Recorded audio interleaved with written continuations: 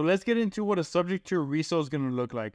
Now, going off the prior scenario, we see that this one will be sold as a negative equity. The resale will be broken down on how we can turn a negative equity into a cash flowing asset via seller finance resale.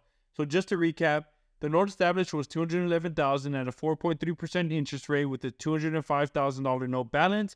It's been held for 20 months. Taxes on it is $500 a month. Insurance is $100. Equity is $15,000. The PI payment, principal and interest, is $1,044.18. The PITI, the monthly holding cost, is going to be $1,644. The resale breakdown is I always add 10% of the ARV when I sell owner finance. And the reason is when I can get that money via down payment, it should reflect very closely to the ARV of the property. So my resale for this property would be $250,000, asking 15% down through $37,500 would be my down payment.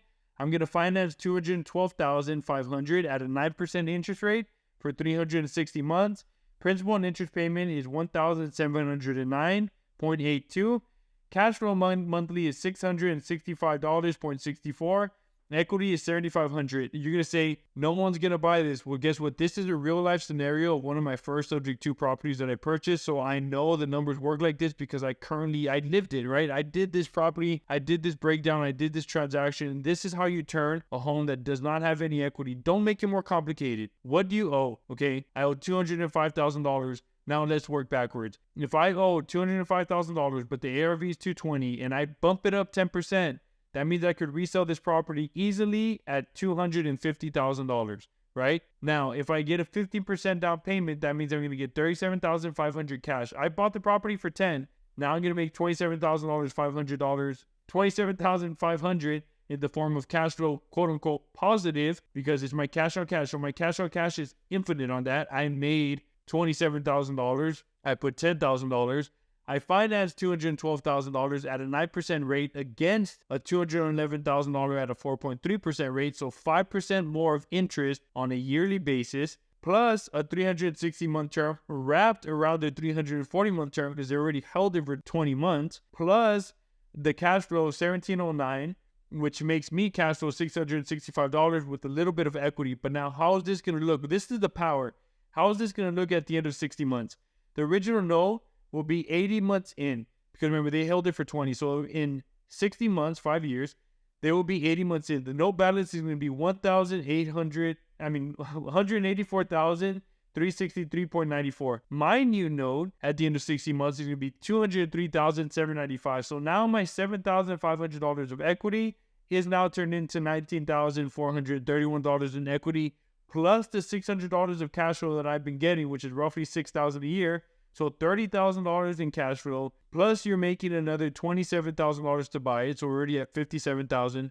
Plus we created another $20,000 in equity. So from a negative equity deal in a 5-month span, we've created $70,000 of cash out of thin air.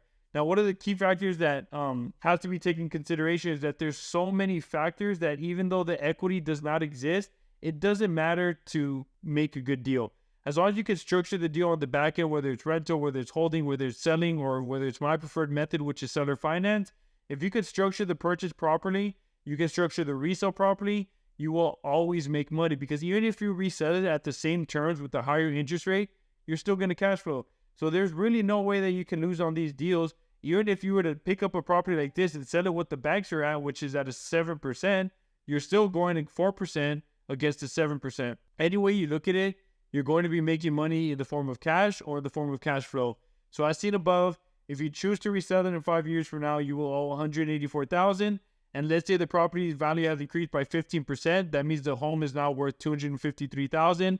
The new equity spread is $68,000. So any way you look at it, whether you do it seller finance, whether you hold it as a rental, whether you hold it for yourself and choose to sell, you're going to make $70,000 in the next 5 years, which is a really good deal to get paid $27,000 to do it, right? So this is my resale breakdown. This is exactly how I break down and how I run every single scenario that comes to my table. This is the first formula I run it through. And if it passes this test, I usually pick up on the property. So I hope this helps you. Use it when you're purchasing the property. Use it when you resell the property, and you're going to make a ton of money.